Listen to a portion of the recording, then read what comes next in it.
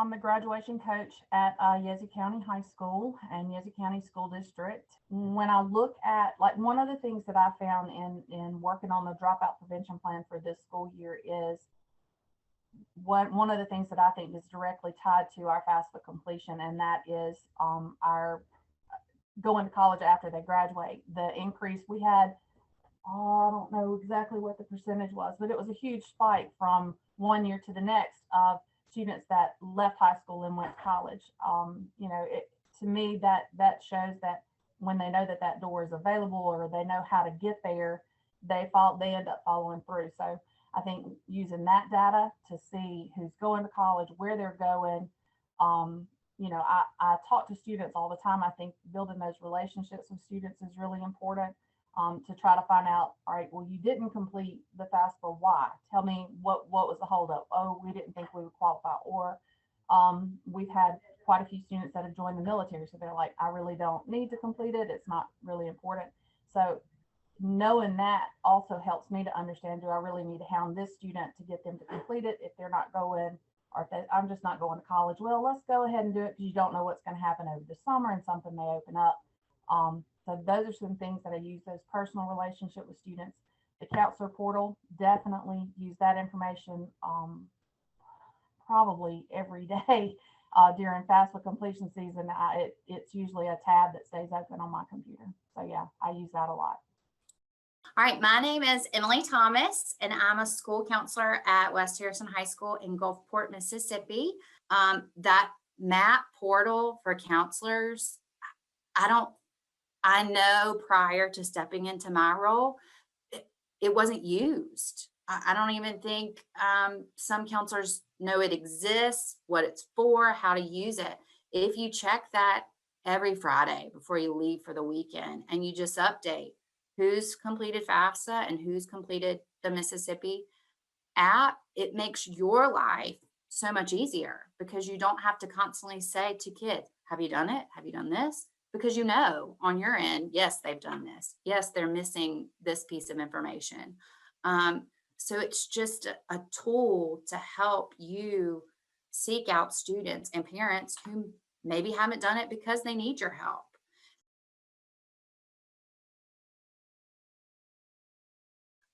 Miss Lord and I we checked the MAP website pretty much daily. And I have my little checklist so I can show y'all what I would do every day.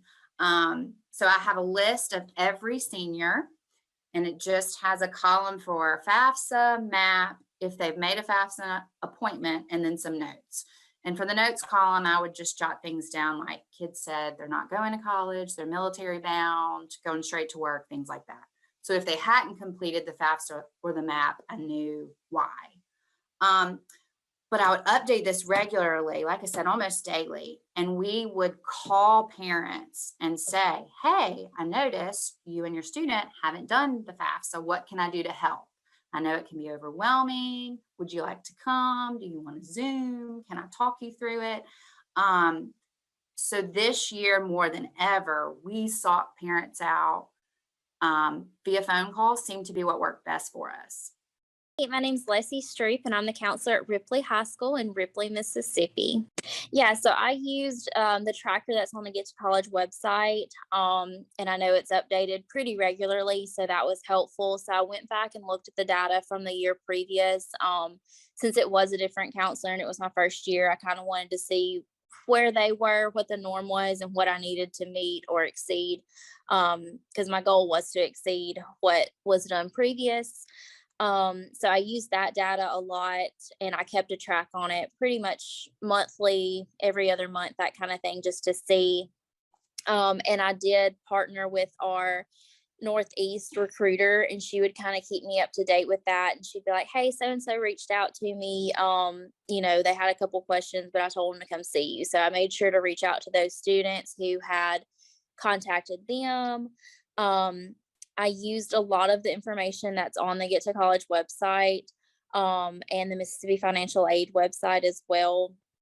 And if I wasn't able to contact for the student, I would have the student come in my office. I'd let them call from my office so that I can kind of walk them through and have it pulled up on the laptop and their Chromebooks so that we could go through it together and say, okay, this is what you're missing. These are the documents. You've got to get this done. Or, if they got an error on a FAFSA, if they got it kicked back to them, that's kind of how I would do that. I bring them in. We are a 1-to-1 school, so they all have a Chromebook, which made it really, really helpful as well. That they could pull it up and then I could just kind of walk them through it. Or if I didn't know, I could reach out to Northeast, or I could reach out to you guys. And that way we could get it fixed as soon as they came in with the issue, and it wasn't, dragging it out, and it wasn't waiting a couple weeks to get it completed. And that way we could get them done as quick as possible. Hey, hello, I'm Kaylee Stanton. I am the school counselor at New Albany High School. I do love to use the FAFSA tracker. I think it's super helpful to see how you compare with other schools in the state and in your area. I'm a little bit competitive, so I honestly do like to see that. So that's very nice to be able to see that. And also it's good to see how other schools are doing, so that you don't feel like, oh man, I'm just getting half of my seniors. Well, maybe half isn't that bad, so I do like to be able to compare our school, like what we're doing, with other schools in the area and in the state. I do also like to use the state aid stuff. So like after the first FAFSA day, and after we've gotten appointments for the second one, if there are still appointment slots to fill, I like to kind of see who I feel like hasn't filled it out yet. And I know they're going to college. I know they're probably eligible for the help grant. I like to use that to kind of see, well, maybe they've done it on their own. That's a great way to know if they've done it on their own or not. So I use both of those pretty often, just to kind of see where we are, where our students are.